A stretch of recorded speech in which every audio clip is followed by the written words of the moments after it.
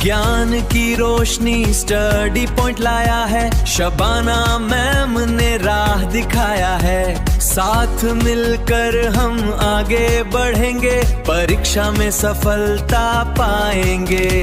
1000 subscribers ये है जीत हमारी, लेट्स ग्रो टुगेदर यही है दुनिया हमारी। Let's learn together, succeed together. गणित स्वाध्याय 1.1 આપણું ગણિતનું પહેલું ચેપ્ટર છે વાસ્તવિક સંખ્યાઓ।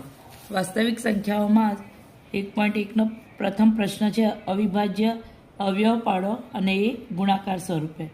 પહેલી રકમ આપણી છે 140। હવે આપણે વિભાજ્યની ચાવીઓ આપણે ભણી ગયા છે, જોઈ ગયા છે સ્ટડી પોઈન્ટના વિડીયોમાં। તો એમાં છે કે જે સંખ્યાનો એકમનો અંક 0, 2, 4, 6, 8 કે 0 હોય તેવી અને તેવી સંખ્યાને આપણે 2 વડે ભાગી શકીએ। તો 2 ભાગ્યા 140 કરીશું આપણે તો 70 મળશે। 70 ભાગ્યા હજુ 0 છે એટલે 2 જોડે ભાગીશું તો 35 મળશે આપણને। 35 એકમનો અંક 5 છે એટલે 5 ભાગ ચાલશે। જે સંખ્યાનો એકમનો અંક 5 કે 0 હોય તેવી ને તેવી સંખ્યાને 5 વડે ભાગી શકાય, બરાબર છે। એટલે 5 સત્તા 35। હવે અહીંયા જુઓ મિત્રો, 5 અને 7 બંને અવિભાજ્ય છે એટલે આપણે અહીંયા 7 એકુ 7। તમને મેં કીધું તો ને આગળના વિડીયોમાં કે અવિભાજ્ય સંખ્યા જેના ફક્ત 2 જ અવયવ હોય તેને અવિભાજ્ય સંખ્યા કહેવાય। તો 5 એકુ 5 એટલે 5 અને 1 એ 5ના અવયવો છે। 7 એકુ 7, 7 અને 1 એ 7ના અવયવો છે। આમ આ બંને સંખ્યા અવિભાજ્ય સંખ્યા ગણાય।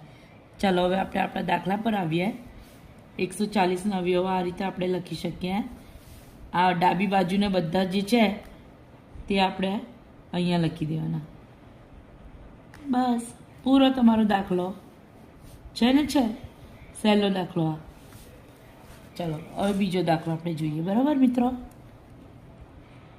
બીજો દાખલો છે આપણો 156। હવે 156માં જો એકમનો અંક શું છે 6 છે, બરાબર। તો 6 સાથે 2 સાથે આપણે ભગાશે, 2 ને 156 સાથે ભાગીએ તો 78 આવે જવાબ। હજુ એકમનો અંક 2 છે 8 છે એટલે 2 સાથે ભાગ ચાલશે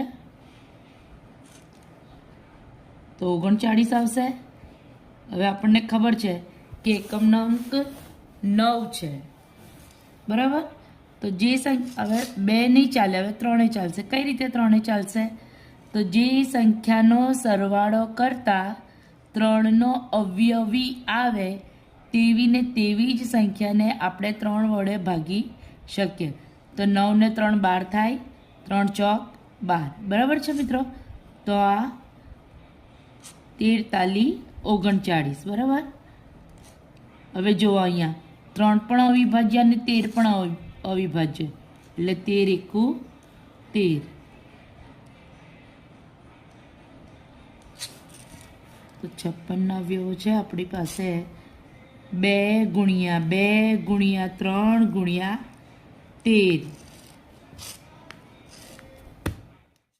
દાખલો છે આપણો 3825। હવે 3825માં પહેલી નજરમાં આપણે જોઈએ તો એમ લાગે છે કે આ 5 ભાગ ચાલશે, બરાબર। પરંતુ જ્યાં સુધી આપણે 2 ના ચાલે તો ત્યાર પછી 3 ચલાવવાનો આપણે કોશિશ કરવી જોઈએ। તો અહીંયા 3825નો આપણે સરવાળો કરીએ છીએ તો 3ના અવયવી આવે છે એટલે આ સંખ્યા ચાલશે 3 3 વત્તા 8 વત્તા 2 વત્તા 5, બરાબર। તો 5 ને 2 7, 7 ને 8 15, 15 ને 3 18, તો 3 6 18, બરાબર। એટલે આ સંખ્યા ભગાશે 3 સાથે। તો 3 આને ભાગતા આપણને મળે છે 1275। હવે 1275 મળે છે। હજુ આનો આપણે સરવાળો કરીએ 1 વત્તા 2 વત્તા 7 વત્તા 5, બરાબર। તો અહીંયા થાય છે 7 ને 2 9, 9 ને 1 10, 10 ને 5 15, તો 3 5 15. બરાબર છે મિત્રો? એટલે આ પણ આપણે 3 વડે આપણે ભાગ ચાલશે. તો આનો જવાબ આવશે 425. હવે એકમ નંગ 5 છે ને આનો આપણે સરવાળો કરીએ 4 + 2 + 5, તો એનો જવાબ આવશે 5 ને 4 9 ને 2 11, તો આનો જવાબ આવશે 11. એટલે હવે આ 3 નહીં ચાલે. હવે જ્યારે 3 ના ચાલે તો આપણે 5 ચલાવવાનો. બરાબર? તો 5 ભાગ ચાલશે તો 85 5 425. બરાબર? હવે 5 છે એટલે હજુ 5 ભાગ ચાલશે. 17 5 85, ને આપણને બધાને ખબર છે કે 17 અવિભાજ્ય સંખ્યા છે એટલે 17 × 17. હવે મિત્રો જુઓ 3885ના અવયવો આપણે અહીંયા સાઈડ પર આ રીતે લખાય 3 × 3 × 5 × 5 × 17.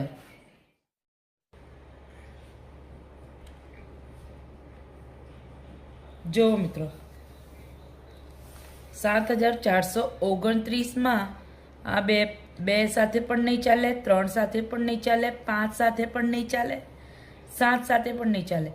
હવે જ્યારે 2 5 ને 3 સાથે ના ચાલે ત્યાર પછી આપણે અવિભાજ્ય સંખ્યા સાથે ચલાવવાના પ્રયત્નો કરવાના, ભાગાકાર કરવાનો.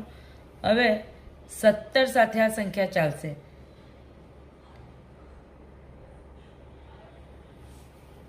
17 ભાગ્યા 7429 કરીશું તો આપણે 437 આપણને મળે છે.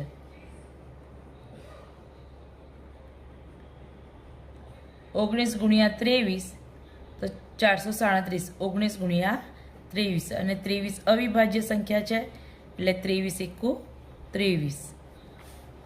તો આના અવયવ છે 7429ના અવયવો આપણને મળે છે 17 ગુણ્યા 19 ગુણ્યા 23. તો મિત્રો આ સાથે અહીંયા વાસ્તવિક સંખ્યા ધોરણ 10 પ્રકરણ 1 નો પ્રશ્ન નંબર 1 પૂરો થાય છે. બીજો પ્રશ્ન નંબર 2 તમને બીજા વિડીયોમાં મળશે. હું આશા રાખું છું કે તમને આ મારો વિડીયો, આ મારી સમજૂતી ગમી હશે. બીજો વિડીયો જોવા માટે મને ફોલો કરો. સ્ટડી